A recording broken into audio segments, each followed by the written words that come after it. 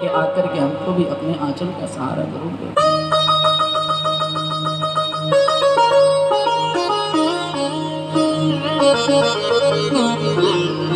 गुलम्बे मातु की जय हो। माँ की कृपा अनंत है, अपार है, उनका जितना वर्णन किया जाए वो सब कम है। महाराज देवी भागवत में यहाँ तक की वर्णन आता है कि इस संसार के जो हम सबके पिता हैं वो नारायण हैं, विष्णु हैं, शंकर हैं, ब्रह्मा हैं, लेकिन माँ तो हमारी वही जगत जननी ही है ना। एक बार तो ऐसा भी हुआ कि महाराज इस मृत्यु लोक को छोड़ करके सारे के सारे देवता चले गए।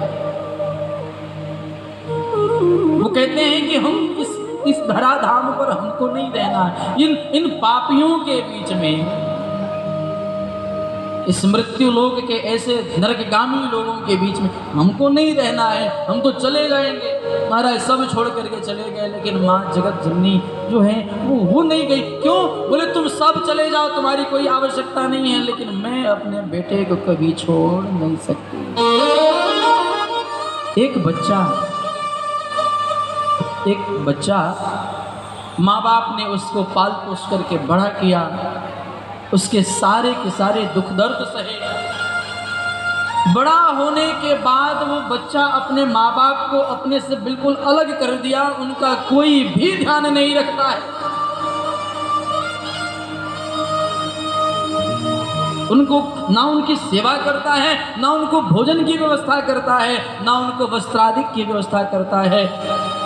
तो क्या वो माँ अपने बच्चों को ही बद्दुआ भी देती है? हाँ, शिकायतें कर सकती है, इधर उधर एक दूसरे से शिकायत बोल सकती है, परंतु सारी शिकायतों को करने के बाद एक ही बात कहती है, अब जाने दो, जैसा भी है वो जहाँ रहे सुखी रहे, बस हमको नहीं कर रहा है, मत करे, कोई बात नहीं, पर जहाँ रहे सुखी रहे। ये वो नहीं बोलती है, वो उसका अंदर का भाव बोलता है।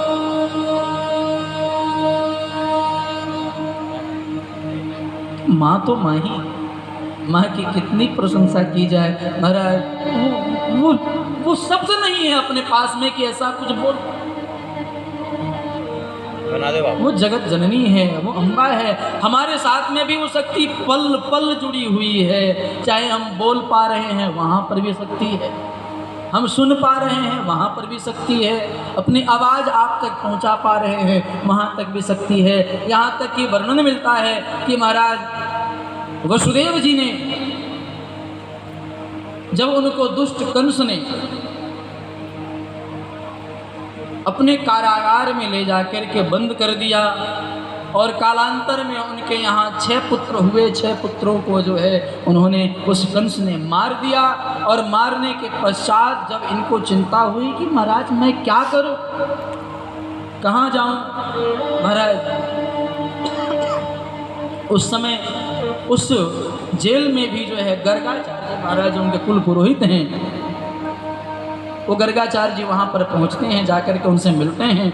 तो गर्गाचार्य जी के चरणों में प्रणाम करते हुए वसुदेव जी अपनी शंका, अपनी जो है समस्या उनके बीच रखते हैं। सरकार, मेरे इतने पुत्रों की निर्मम हत्या ऐसे करता जा रहा है, क्या हमारे ऊपर भगवान को दया नहीं आती है? क्या हमारा उद्धार कैसे होगा?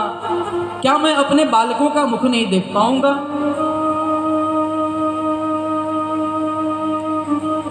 गर्गाचार्य जी ने कहा कि देखो ऐसा है, अगर तुमको इन सभी से निजात पाना है तो तुम्हें और कोई उपाय नहीं, तुमको तो बस एक ही उपाय करना होगा। क्या?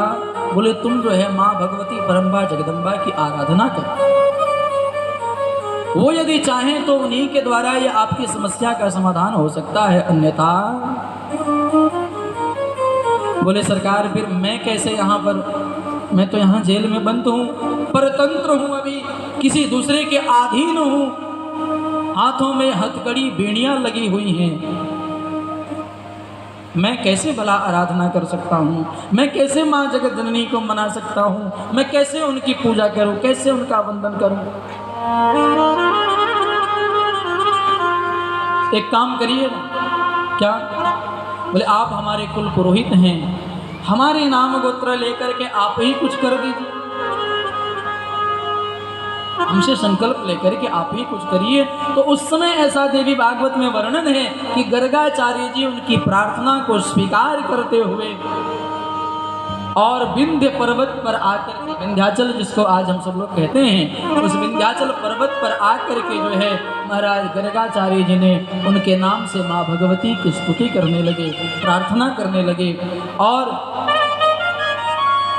9 दिनों तक नवरात्र में जो है, चैत्र की नवरात्र में, अश्विन के नवरात्र में जो है, देखो वैसे तो देवी भागवत की कथा जो है कभी भी हो सकती है, परंतु 4 नवरात्र जो होते हैं, 2 गुप्त और 2 प्रत्यक्ष, 2 को तो प्रायः सभी लोग जानते हैं, जो चैत्र मास में आती है और जो अश्विन मास में आती है, तो इन सबको हम लोग जानते हैं। परंतु जो आषाढ़ में आती हैं, जो माघ महीने में आती, उनको प्रायः हम लोग उतना नहीं जान पाते हैं, उन सभी को गुप्त नवरात्र कहा जाता है।